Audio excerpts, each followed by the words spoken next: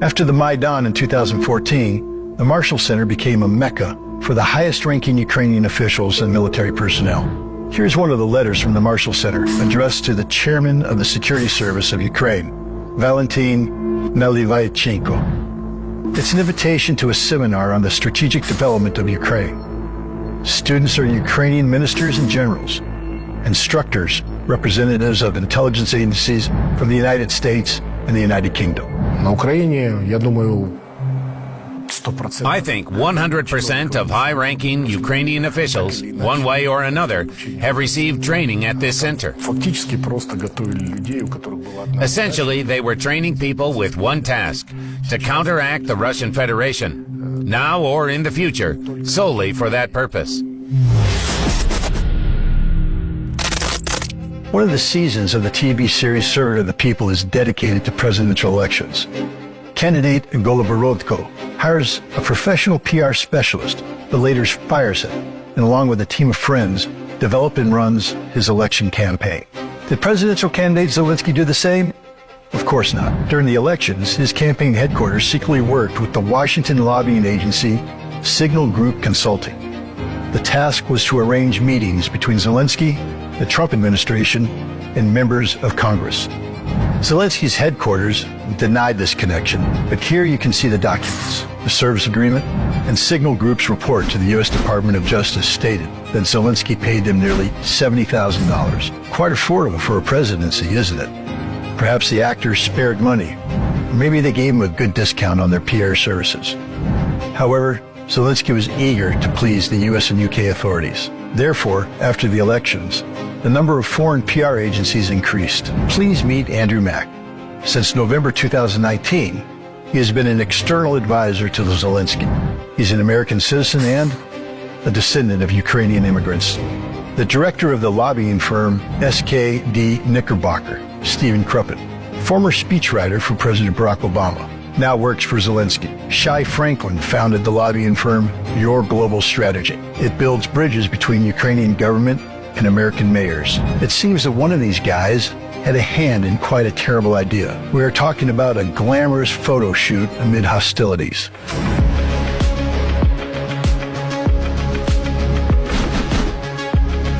The main character of the photo session is the First Lady of Ukraine, Olena Zelenska, a desperate housewife alongside her brave hero husband. Zelensky, as usual, looks unshaven and stern. His military style complements his wife's luxurious outfits. Take note of how well she wears the $7,900 Louis Vuitton coat. The extras are wearing uniforms from the military brand 5.11 Multicam. The average cost is about $8,000. The very famous and expensive American photographer Annie Leibovitz did the photo shoot. In the past, she worked with John Lennon and Demi Moore. Her fee for a single working day is $75,000. It goes without saying, the team of stylists, makeup artists, and journalists surely didn't work for free. Those who have forgotten, during this time, innocent people are suffering and dying. The country is devastated and heavily reliant on foreign aid. Because of this, the photo session did not sit well with some Ukrainians and foreigners. Some even compared the Zelensky's photo shoot to the pictures of Adolf Hitler and Eva Braun. And all of this is part of the payment for Zelensky's hard work as an agent serving America and the British Crown.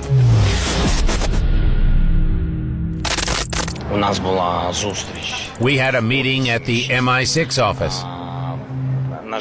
Unfortunately, I can't disclose all the information. It's a matter of state affairs. Autumn 2020. Ukrainian media accidentally, or maybe not, learned about Zelensky's secret meeting with Richard Moore, the head of MI6. Not just anywhere, but at the headquarters of British intelligence service. According to the president, the meeting was about protecting Ukraine's sovereignty. Yes, the meeting of Volodymyr Zelensky is something new, because if we look at World War II, the Cold War, we have never had real meetings between the leader of a country in a state of war and a group of intelligence representatives. As a Secret Service agent, I'd like to tell you that there are special norms of decency and protocol. When a president of a sovereign country is on a foreign territory, he should meet with his counterpart. The only exception is if the head of intelligence himself comes to Ukraine to meet with Zelensky. Coming down to the lowest level, to the head of the intelligence agency, is not a simple admission of guilt. At that time, the person becomes an actual professional agent. It is clear. One handler always works with one agent. In the case of Zelensky, the head of MI6, Richard Moore, became his direct handler. Trust my experience. You can't just make someone work as an agent without a hook or substantial grounds. And if we carefully trace the events leading up to this remarkable meeting, we will find them. In the summer of 2020, British intelligence almost captured the internationally renowned Wagner PMC members. These Wagnerians took Bakhmut, for example, Palmyra in Syria. They significantly interfered in spreading British policy in Africa. It happened that the mercenaries slipped right under the nose of MI6. Whether it's true or not, they say the operation failed due to the office of the President of Ukraine. Somebody called and warned them. Now, no one will figure out if it was a mistake, a calculation, or foolishness. That's why Richard Moore didn't bother investigating. They summoned Zelensky to show him his place and at the same time to discuss the extent of his independence and freedom in Ukraine. They expect proposals about independent media from us. They are ready to finance them together with Ukraine to provide Ukraine with information that corresponds to the main issue. Protection of freedom and human rights, and above all, shield the information that defends our country. Everyone understands.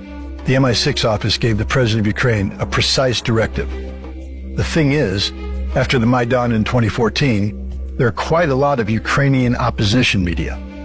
Obviously, they were preventing the creation of an image of Russia as an enemy to Western countries. It was decided to end the dissenters with Zelensky's hands.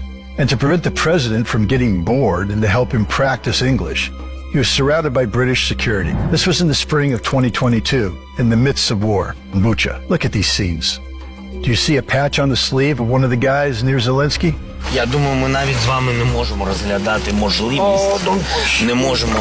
The Ukrainian flag is upside down. A local would have been shot on the spot for this. But this guy is okay. Do you know why? Because he has the right to. He is a foreigner, like everyone else around Zelensky. In fact, judging by the pronunciation, they're British. As we can see, Zelensky's security team consists of Brits. Quite marvelous, because we have the so-called Ninth Administration, the President's security, with 1,800 professional military guys, special forces, and combat swimmers. Well, not surprising. Firstly, UK intelligence services most likely helped Zelensky with the theatrical staging in Bucha. Secondly, the British follow every step of their agent, even during the meeting with the Pope. Oh, this episode deserves special attention. It seemed to me like a meeting between a priest and a devil. Judge for yourselves. Zelensky went to the Vatican in a black sweatshirt with the emblem of the UNO, Ukrainian Nationalist Organization. He gave the Pope an icon with a black silhouette instead of Christ, which is outright Satanism according to church canons. He plopped into a chair before the host. For those unaware, this is a gross violation of etiquette. And he didn't pay much attention to Pope Francis's peaceful initiatives. Italians considered that rude. I'm sure this whole comedy was a distraction. The central communication of Zelensky took place not in the Pope's office, but in the next room, without the involvement of Pope Francis, but with the participation of the Minister of Foreign Affairs of the Holy See, Archbishop Paul Richard Gallagher, a native Brit whose cardinals are conducting powerful propaganda in Ukraine. The Ukrainian president spoke with Gallagher for almost an hour and a half. But the main detail is that the head of MI6, Richard Moore, was also present at the meeting in the Vatican. Maybe this fact explains the record-breaking motorcade of the leader of independent Ukraine, over 20 cars.